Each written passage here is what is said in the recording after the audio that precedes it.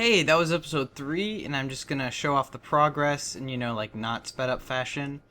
Uh, this is so hard to do. So hard. Oh my gosh. This has taken, like, all of my abilities as a Minecrafter, as little as they may be. So I'm trying to get the circularization more. I don't know. This curve needs to be a little bit lessened. And that's his nose there, and his mouth is starting to form. Like, I have to cave out a thing for his mouth, and then, like, put his actual lips in.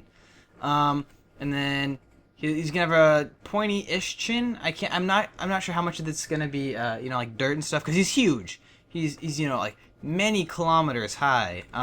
So he's just gonna be covered in dirt and stone. He's just gonna be this giant monolithic beast, and it's kind of funny how bad he looks now.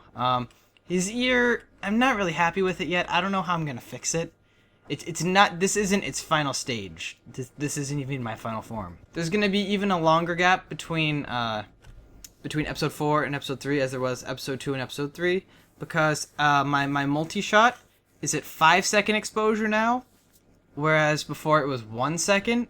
I sped it up before, so it wasn't it wasn't just like 30 times speed. It was like 100 times speed or something like that. But right now I'm working with what is it, like 125 speed? Okay, well, every second you see is like 125 or 130 seconds that I was working on it. And so it's obviously like massively sped up. Like, this is several hours of work. This is 2 days of work. And it's not the right texture, because iHort is tricky to switch between texture packs. So you can see it well enough in this. I chose bright yellow because I could easily see while I was building. And I put the glowstone because it's kind of hard to see down here. It kind of still is. I need to up the brightness, I think, before I record anymore down here. But that's enough of the unfinished head. Now we're going to go to the most impressive part. Yeah, this is my fortress. I'm pretty proud of it. As opposed to the beast and the props I'm gonna use, you can really obviously tell how I got all of this. You just build the towers up, go from there, connect them with the gate, build the pillar in the middle, get a design, copy and paste it for the walls, get that all out there. Flags are super easy and super fun to do. The path is obviously self-explanatory. I'm pretty sure you can tell how I did the archery range. I just did 4 and then the one at the end. It was too short, so I put 2 miniatures in there. These are archery ranges.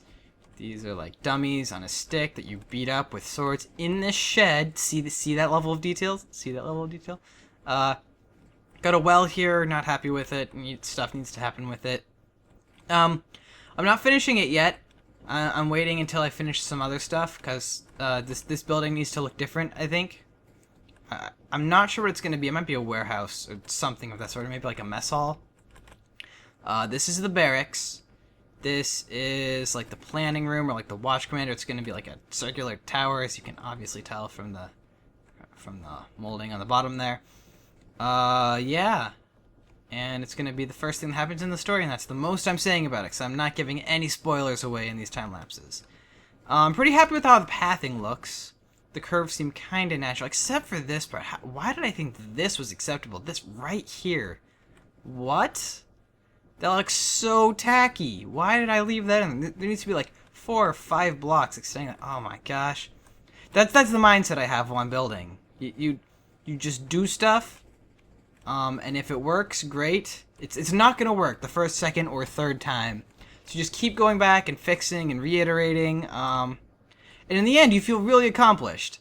But during it, you feel a little, yeah. Oh, and this is iHort, so the logs aren't facing the right way. And if you look carefully, the stairs aren't oriented right.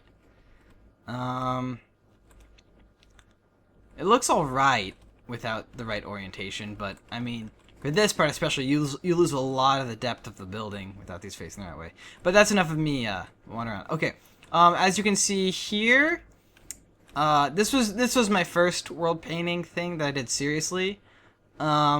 So I just scaled it up twice and smoothed it out, which took like 4 hours in McEdit with the filter just running.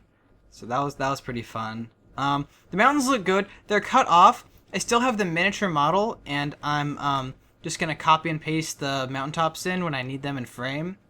It'll mean having to render the scene twice in iHort, program I'm in now, but that's not a problem because you can just press escape and, well, actually it might be a little bit of a problem. I'll figure it out. Worst comes to worst, a little bit of Photoshop's going to be used.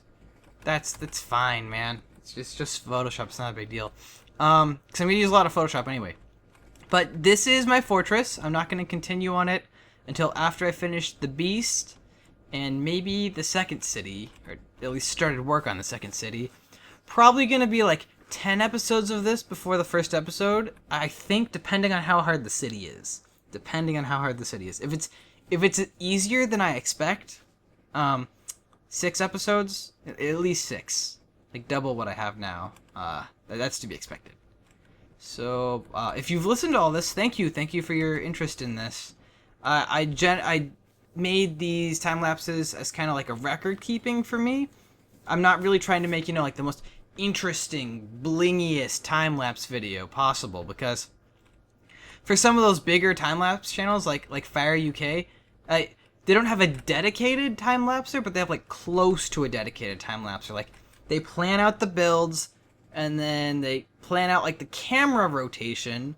They put all those in like ahead of time, and then they have people build so that it'll like capture the most interesting things. I mean, what they do is completely amazing. I'm never gonna come close. And I shouldn't really try to. What I'm trying to do is end up with the most impressive mega build that I possibly can, which is like a world, a whole continent in span, and maybe more. That's my goal, and having an amazing time lapse isn't really one of the steps to achieving that goal, so it kind of like put me off on the wrong track.